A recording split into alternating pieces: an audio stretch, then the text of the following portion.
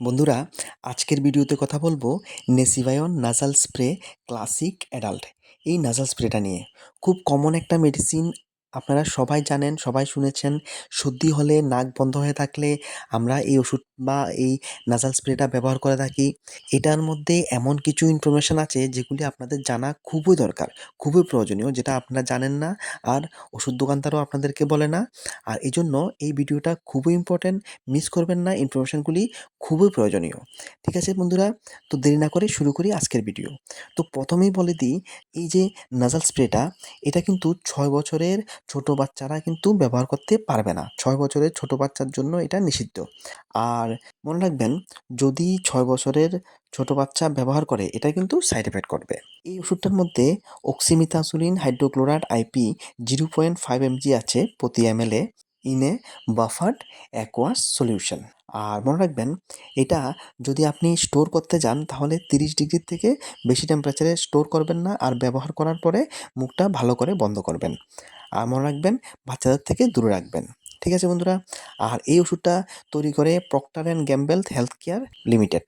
এবার বলে দিই বন্ধুরা, খুব ইম্পর্ট্যান্ট একটা গুরুত্বপূর্ণ ইনফরমেশান, সেটা হচ্ছে গিয়ে এই ওষুধটা কিন্তু আপনি কন্টিনিউ 10 দিনের বেশি ব্যবহার করতে পারবেন না। যদি 10 দিনের বেশি আপনি ব্যবহার করতে যান তাহলে কিন্তু মাঝখানে সেভারাল ডেজ বা অনেক দিনের গ্যাপ প্রয়োজন, এবং এটা আপনার ডক্টর প্রেসক্রাইব না করলে আপনি কখনো এমন করবেন না। বন্ধুরা, মনে রাখবেন এই ওষুধটা কীভাবে ব্যবহার করবেন। তো এই জন্য ভিতরে একটা লিফলেট দেওয়া হয়েছে, আর এই লিফলেটের মধ্যে কিভাবে স্প্রে করতে হবে বা কিভাবে ড্রপ ব্যবহার করতে হবে সেটা দেওয়া হয়েছে। তো দেখুন, যদি আপনি স্প্রে হিসেবে ব্যবহার করতে চান তাহলে প্রথমে নাকটাকে একটু রুমাল দিয়ে পরিষ্কার করুন। তারপরে মাথাটাকে একটু সামনের দিকে ঝুঁকিয়ে, যেভাবে এখানে পোস্টারে দেওয়া হয়েছে ঠিক এভাবে রাখুন। তারপরে এক নাকের ভিতরে নস্ট্রিলটা একটু দিয়ে একবার জোরে স্কুইজ করুন। তো তাতে কি হবে, ওষুধটা ভিতরে স্প্রে হবে। আর এটা আপনি নিঃশ্বাস নিন ভিতরের দিকে, তাহলে ইনহেলেশন করুন, আর তাতেই ওষুধটা ভিতরে চলে যাবে। তারপরে আপনি ড্রপারটাকে আপনার নস্ট্রিল থেকে বের করুন, আর আপনার অন্য আরেকটা নস্ট্রিলে আপনি সেমভাবে এটাকে রিপিট করুন। তারপরে ওষুধের ক্যাপটা ভালো করে বন্ধ করুন। আর যদি ড্রপ হিসেবে ব্যবহার করতে চান তাহলেও সেম, আগে রুমাল দিয়ে নাকটা একটু পরিষ্কার করুন। তারপরে সোফায় বা চেয়ারে বসে মাথাটাকে পিছন দিকে রাখুন একটু টিল্ট করে। আর তারপরে আপনি 2 থেকে 3 ফোঁটা এক নস্ট্রিলে দিন, আর এটাকে একটু সময় দিন যাতে ভিতরে এরা ছড়িয়ে পড়ে ওষুধটা। আর সেমভাবে আরেক নস্ট্রিলে ব্যবহার করুন। আর মনে রাখবেন বন্ধুরা, অক্সিমিথাজোলিন যে নাসাল স্প্রে বা এই যে নেসিভায়ন নাসাল স্প্রে, এটা কিন্তু প্রেগনেন্ট লেডিরা ব্যবহার করতে পারবে না, বা যারা ব্রেস্ট ফিডিং করছে তারাও কিন্তু ব্যবহার করতে পারবে না, যদি ডক্টর আপনার জন্য সেটা রেকমেন্ড না করে। আর মনে রাখবেন, আপনি কি কি সমস্যা থাকলে আপনার শরীরে আপনি এই ওষুধটা ব্যবহার করতে পারবেন না।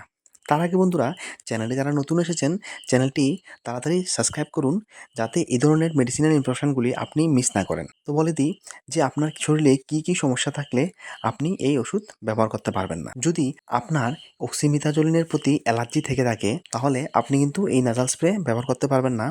তাছাড়া আপনি যদি high blood pressure, heart disease বা ওভার অ্যাক্টিভ থাইরয়েড বা ডায়াবেটিক্সের সমস্যা থাকে বা গ্লোকোমার সমস্যা থাকে তাহলেও কিন্তু আপনি ব্যবহার করতে পারবেন না।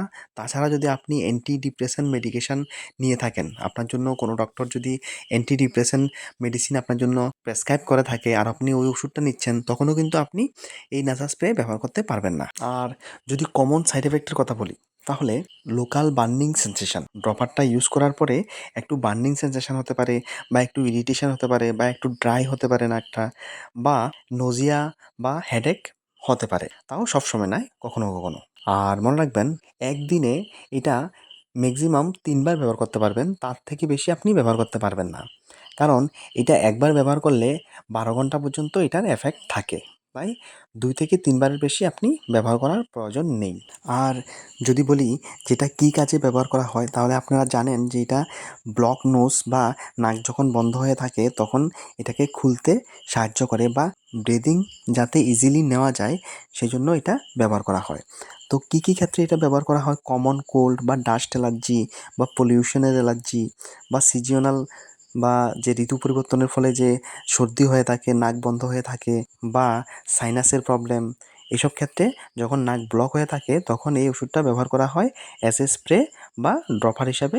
তখন এটা ব্রিদিংটাকে ইজিলি হতে সাহায্য করে। তখন এটা ব্রিদিং নিতে সাহায্য করে আর বন্ধ নাক খুলে। ঠিক আছে বন্ধুরা? তারপরেও আমি আবার আপনাকে রিপিট করছি যে সবচেয়ে ইম্পর্ট্যান্ট যে কথাটা সেটা হচ্ছে গিয়ে এটা কিন্তু 10 দিনের বেশি কনজিকিউটিভ ডেজ কন্টিনিউ আপনি কিন্তু ব্যবহার করতে পারবেন না।